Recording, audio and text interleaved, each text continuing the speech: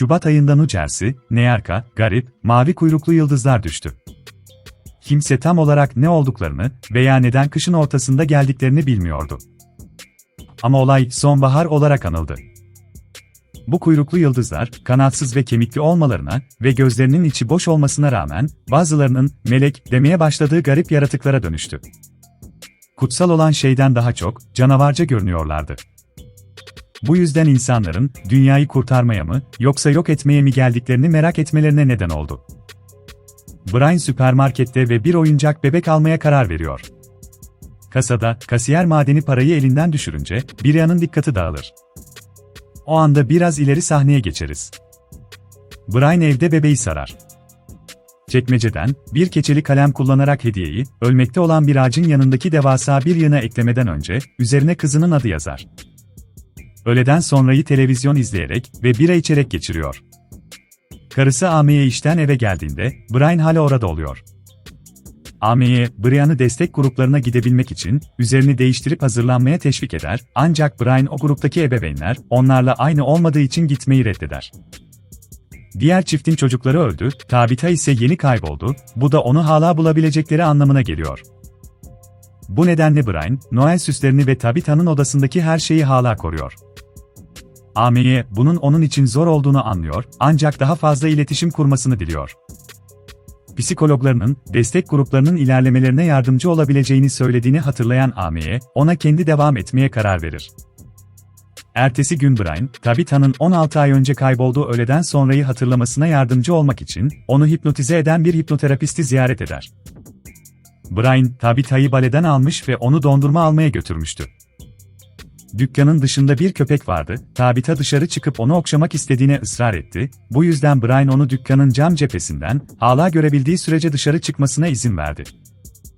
Ancak kasiyer yanlışlıkla para üstünü düşürünce, Brian bir saniyeliğine başka tarafa baktı ve bu, Tabitha'nın ortadan kaybolması için yeterli oldu. Brian dışarı koştu. Ve terapistin rehberliği sayesinde Brian, bir minivanı ve plaka numarasını hatırlamayı başardı. Daha sonra Brian, Amy'nin iş arkadaşı Clayton'ı ziyaret ederek, ipuçları için plakayı incelemesini ister. Clayton şüphecidir, ancak Brian, Tabitha'nın davasının muhtemelen sona ermesinden duyduğu endişeyi dile getirdiğinde, Clayton elinden gelenin en iyisini yapacağına söz verir. Bu sırada Amy'ye, Tommy liderliğindeki destek grubuna gitmeye devam eder. Bir akşam Tabitha'nın balerin olma hayalinin öyküsünü anlatır. Ders almaya başladı. Ve Alvin ailedeki kızların giyeceği kahverengi bale ayakkabılarını istedi. Yerel mağazalarında sadece pembe vardı, bu yüzden Brian ayakkabıları gerektiği kadar boyamak için bir sürü keçeli kalem satın aldı. İşaretçiler hala evde ve kayıp kızlarını sürekli hatırlatan ayrıntılardan biri. Diğer ebeveynlerden biri bunun Amy'nin Tabitha'nın gerçekten ölmüş olmasını dilediği anlamına gelip gelmediğini merak eder, ancak o bunu reddeder ve hikayesini orada bitirir. Toplantıdan ayrıldığında Amy'ye, Clayton'dan plakanın çıkmaz sokak olduğunu söyleyen bir telefon alır. Amy'nin bundan haberi bile yoktu ve Brian'ın ondan bir şeyler sakladığını öğrenince hüsrana uğradı. Gitmek üzere arabasına biner ama birden aynada arabanın arkasından koşan bir kızın yansımasını görür. Onun Tabitha olduğuna inanan Amy'ye, onu terk edilmiş bir binaya kadar takip eder ve burada eski bir alışveriş arabasının yanında uyuyan bir serseri bulur. İçine baktığında, ölü bir meleğin kafasını bulduğu için şok olur. O gecenin ilerleyen saatlerinde Brian çekmeceyi açar ve tüm kalemlerin gitmiş olduğunu görür. Amy'ye, bu gece sonunda Tabitha'nın öldüğünü kabul ettiği için hepsini bir kenara attığını açıklıyor. Brian çıldırır, kızından vazgeçmeyi reddeder ve bunun için Amy'ye seslenir. Ancak Amy'ye, sadece hayatta kalmaya çalışırken, onun üzerinde bu baskıyı kurmasından bıkmıştır ki bu, Tabitha'yı her yerde gördüğünde yapması zordur. Karısından artık böyle umutsuz sözler duymak istemeyen Brian, tekrar düzenlemek için Tabitha'nın odasına gider. Ardından, Brian'ın tuttuğu özel bir dedektifin ona minivanın sahibinin adını ve adresini söyleyen bir aramasıyla telefonu çalar. Ertesi gün Amy'ye, kocasının tutuklandığını öğrenince karakola gitmek zorunda kalır.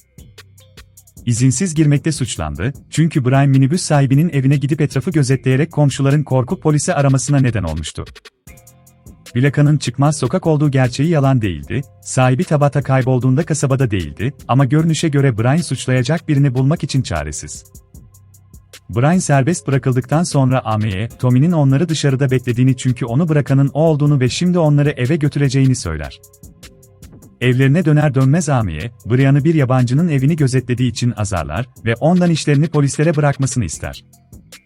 Ancak Brian, polisin kayıp zenci bir çocuğu umursamadığını düşünür ve Amy'yi yardım etmek için hiçbir şey yapmamakla suçlar. Canı yanan Amy'ye, Brian'ın nasıl uyumak için kendini içmeye devam ettiğini ve işe geri dönmeyeceğini, bu yüzden Brian'ın açılmamış Noel hediyelerine bir servet harcarken ailenin geçimini sağlayan tek kişi olduğunu söylemeye başlar. Ardından Amy'ye sonunda Tommy ile ilişkisi olduğunu itiraf etmeye karar verir. Amy'ye, Brian'dan kendisi için savaşmasını ister, yoksa bu tavırla onu kaybeder, ancak Brian yapamayacağını çünkü yaparsa, bu Tabitha'nın öldüğü anlamına gelir. Amy'ye tek kelime etmeden yatağa gider ve Brian bir bara gitmeye karar verir. Bulduğu tek açık yer, garson Tony'nin sorumlu olduğu bir lokantadır. Brian içecek güçlü bir şey istediğinden, Tony menakerinin gizli zulasını arar ve bir şişe tekila çıkarır. Brian'ın kendini kötü hissettiğini fark eden Tony, ona onunla meşgul olmasını teklif eder, ancak Brian, merhaba alyansını gösterirken onu geri çevirir. Tony, evli bir adamın neden sabahın ikisinde bir barda tek başına çekim yaptığını merak ediyor ve buna karşılık Brian, Tony gibi genç birinin nasıl bu kadar yorgun hale geldiğini merak ediyor. Tony, geçen hafta yaşadığı bir aydınlanma sayesinde yorgun olmadığını, akıllı olduğunu açıklıyor. Lokantada vardiyasında çalışıyordu ve durmadan ağlayan bir bebek onu çıldırtıyordu, bu yüzden sigara içmek için dışarı çıktı. O sırada caddenin karşısında yasadışı maddeler satan bir adam fark etti ve günü geçirmesine yardımcı olacak bir şey istemeye karar verdi. Mallarının saf melek kanı olduğu ortaya çıktı, görünüşe göre insanlar melekleri ele geçirip parçalarını satıyorlar. Tony biraz satın aldı ve denedi, tüm duyularının ne kadar yükseldiğini görünce şok oldu. Etrafını saran her şeyin kökenini görebildiğini hissetti ama bu etki kaldırılamayacak kadar güçlüydü ve Tony sonunda kusmak için tuvalete gitti. Daha sonra aynada kendine baktığında ağzı yoktu ve gözleri simsiyahtı. Tony şimdi bile kanın işini yaptığını ve ona gerçeği gösterdiğini düşünüyor, o bir canavar. Brian onun da bir canavar olduğunu söylüyor, bu yüzden Tony hikaye alışverişinde bulunmak istiyor. Brian'a, çocuklarını kaybeden ebeveynler için destek gruplarına gittiğini, ancak kendisininkini kaybetmediğini, aslında kızını bir hamburgercide terk ettiğini söyleyerek başlıyor. Yine de gruplara hikayeler anlattığında, kendisini daha iyi hissettirdiği için çocuğu ölmüş gibi yapıyor. Tony, çocuğunun nerede olduğunu bilmiyor ve uygun olmadığı ilan edildiği için onu almak için geri dönemez, ancak yapabilse bile bunu istemez. Brian, bir ebeveynin çocuklarından nasıl bu şekilde vazgeçebildiğini anlayamaz ve ardından Tony'ye Tabitha'nın ortadan kayboluş hikayesini anlatır. Kendini suçlu hissediyor çünkü ona her zaman göz kulak olacağına söz vermişti ama onun yerine dikkatini bir deste madeni paraya verme hatasını yaptığında onu kaçırdılar. Biraz daha tekila içtikten sonra Tony müzik kutusunu açar ve Brian'ı dans pistine sürükler.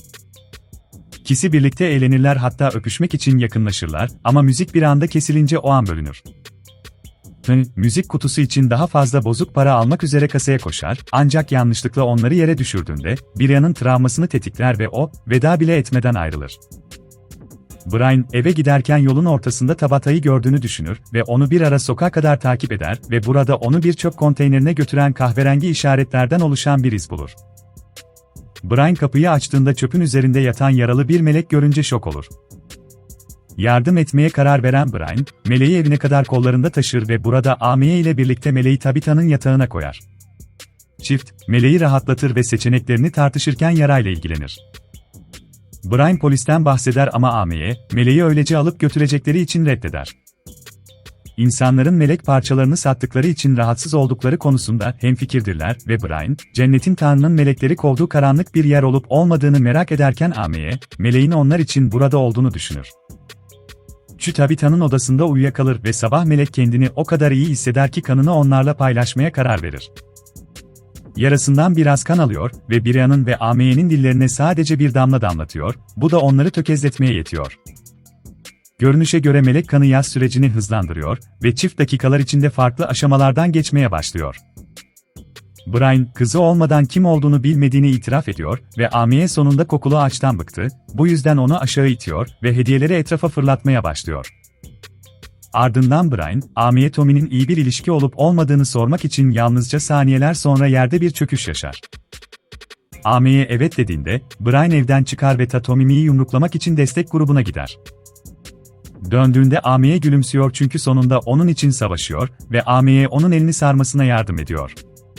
Çift, arkadaştan sevgiliye gittikleri ve bir anda öpüştükleri filmlerdeki geceyi hatırlamaya başlar ve sonunda yeniden birbirlerine bağlı hissederler. Oturma odasının ortasında meşgul olmaya başlarlar ve kısa süre sonra melek onları izlemek için gelir ve kanının boynundan her yerine yağmasına izin verir. Çiftin etrafını parlak bir ışık sarar ve bitirdikten sonra Brian ve Amy'ye gözlerini açar ve kendilerini bir sinema salonunun içinde bulurlar. Tabitha sahnede nihayet onlar için son bir veda olarak dansını yapar.